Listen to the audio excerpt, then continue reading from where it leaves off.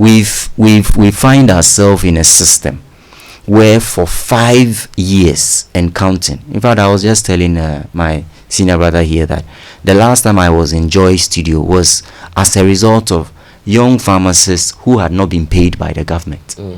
That issue was with one batch of young pharmacists, and then another batch came because government said there was no financial clearance.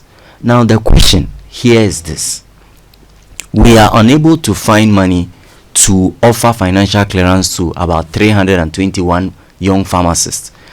Other health professionals are suffering the same. The allied health, the nurses and all that.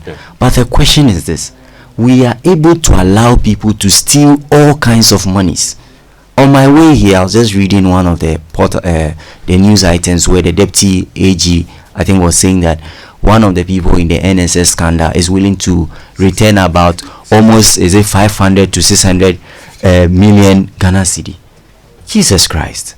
How can one individual be allowed to siphon such amount of money, and the same country turns around and says that it cannot find money? And the money we needed to be able to pay these young pharmacists was about almost 17 million Ghana cedis.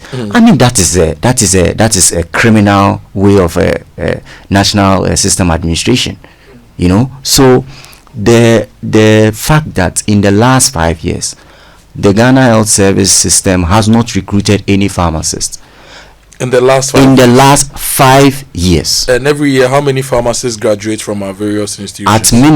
At minimum, we have almost 700 pharmacists coming out every year. From KNUST, UHAS, Legon, Central, UCC as a pharmacist UCC, yes, UDS, Entrance. Even we now have a private one, Entrance, also coming up. So you mean about 3,500 pharmacists who graduated within the last 5 years have not been engaged by the public sector? Absolutely. Is the private sector able to absorb these pharmacists? The private sector is expanding, but you see, Kojo, there's a limit. There's a limit to what the private sector can do.